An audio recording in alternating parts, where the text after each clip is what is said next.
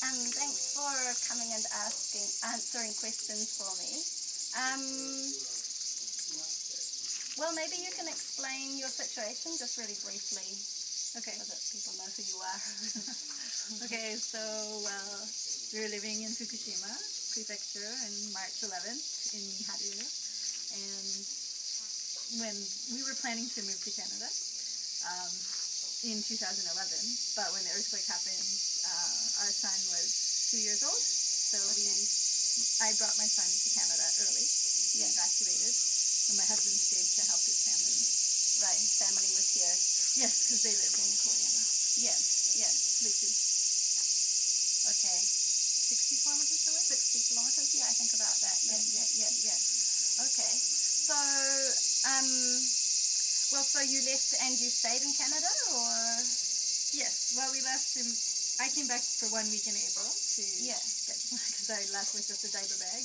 Yeah, okay. So I needed to get, photos and just things. Yeah. To my husband. Yeah. And then, but I left my son in Canada with my parents. Okay. And then this summer has been our first time, July and August 2012, to come back with our son for a month to visit, relatives. So the last time I saw him was when he was getting into the back of the taxi, Right. Right. And trying to get out of Koriyama and radiation, I guess. Yeah. What do you feel? Well, I was going to ask what you feel the changes have been for you in that. I mean, more than a year now, the major changes. What would you say about that? Well, we live in Canada, so definitely every time I went out with my son and let him play outside, I felt, safe. I really appreciated that he could go outside and play. I mean, he loves being outside. I can't imagine what it would have been like for parents trying to keep their kids indoors after when it first exploded and all the radiation came over. And then coming back, though, I mean, we've been keeping on top of it and researching. Yeah. And of course there's radiation, although it is lower than last year. And you just think, well, it's only 1 month, so it's short term, not long term. So you hope, that there won't be any kind of repercussions. And at the same time, I feel bad for even thinking, I'm back for a month and worrying at all when I have friends with children who live here. On an ongoing basis, who probably, some who are worried, some who are not, and sometimes worried for less. And then you have people back home who worried that it was coming for a month and who wonder if I'm doing the right thing. So you kind of, from both sides, feel like... Right, so you do really feel the different conflicting ideas going around. Yeah, well, and because there isn't, it's not covered in the news at all back home, I find, anymore, which makes me angry. Although people are somewhat aware that, there's radiation here.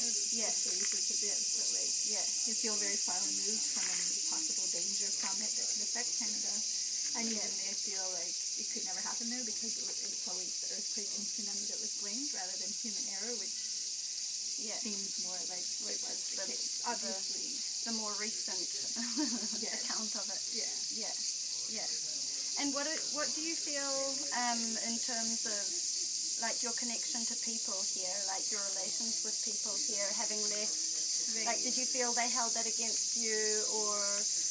Well, when I was leaving, I did call friends to let them know that we were leaving.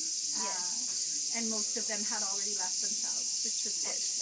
And actually, everybody I knew in Mihadu pretty much had evacuated.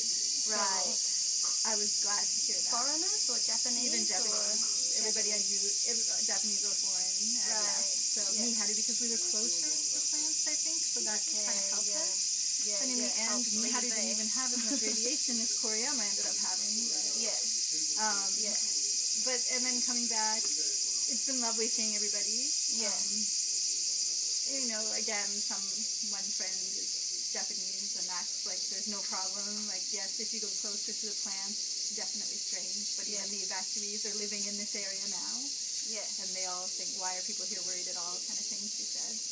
Well, that kind of brings me to something which I'm curious about, is how well do you think you are informed about the situation, and how well do you feel people here are informed, or how well do you think people in Canada are informed? Well, people in Canada are not informed at all. Right. And I never had any idea. I always thought nuclear power was safe as well, so until now I realize So you thought it it's not was even safe worth the before, risk. yeah. Or would have been an advocate for it. Yeah, okay.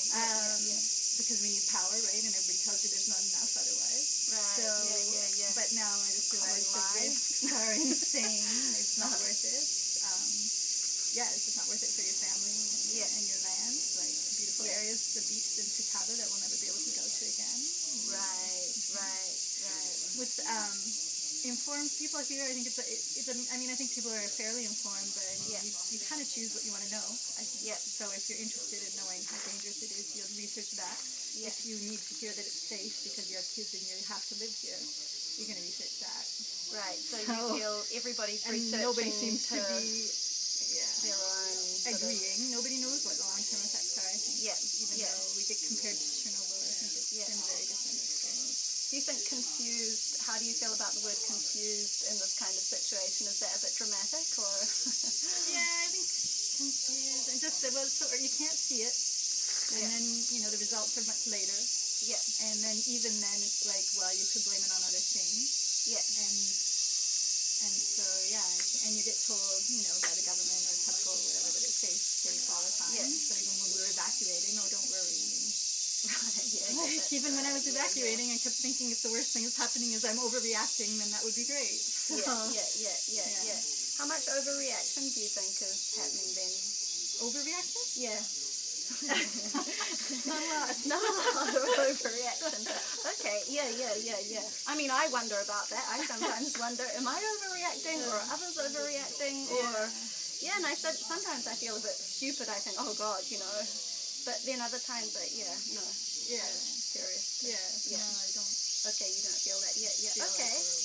Like Okay. Just a last question. For you and for your husband then, right? What do you feel like the biggest changes in your thinking about, not just about nuclear, but on a sort of global sense or something like that would be for you from an accident like this, coming from such a close sort of encounter? Again, we have a little boy, and he is our life. So, after me evacuating, I probably wouldn't have evacuated. I probably would have stayed with my husband if we hadn't had my son. For his family? Yeah. Just because of his family? Yeah. I wouldn't have wanted to I would have stayed to see what would have happened, or because we just didn't really, but with the little child, I wasn't going to play around with that. Right, yeah.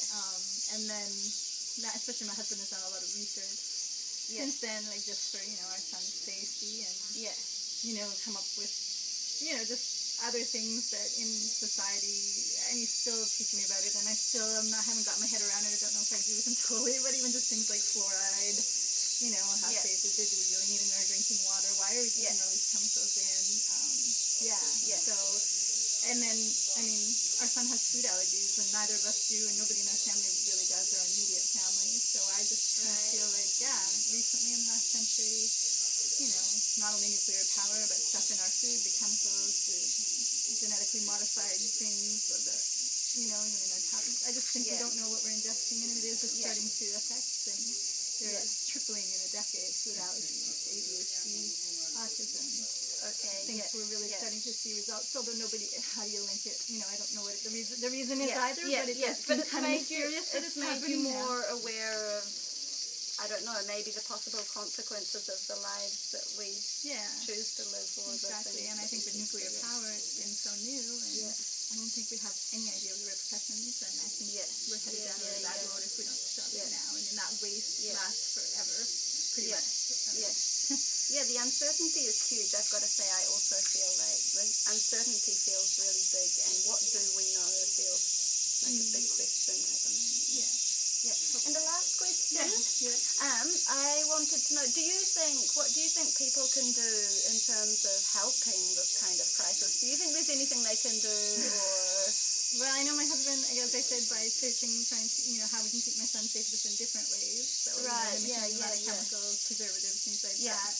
I plan to go back and lobby for anti-nuclear, in Canada. Become more active. Becoming more active, promoting awareness. I don't know if it'll get anywhere. Kind of Oh, I'm happy to hear you say that, though, because I feel like sometimes we've lost so much hope in being active, actually, politically or whatever, but I'm glad to hear you say that you want to do that. Yes, I do. I feel like that's important. I'll stay and continue. Yeah. Because I think it's really important. We just aren't aware of the dangers. We just believe what we're told. So. Right, yeah, And the media isn't really shining much light on it anymore, as I said. Yeah. So yeah, there isn't a lot. I think we just have to do something so we feel like, Yeah. at least you can say you did something. Yeah, but that feels good. I feel the same way. Oh, thank you so much. Thank you. difficult to come and answer these questions, I think. Yeah. And so thanks, people, for watching, because I think, we much appreciate it. Yeah, thank you. Thanks.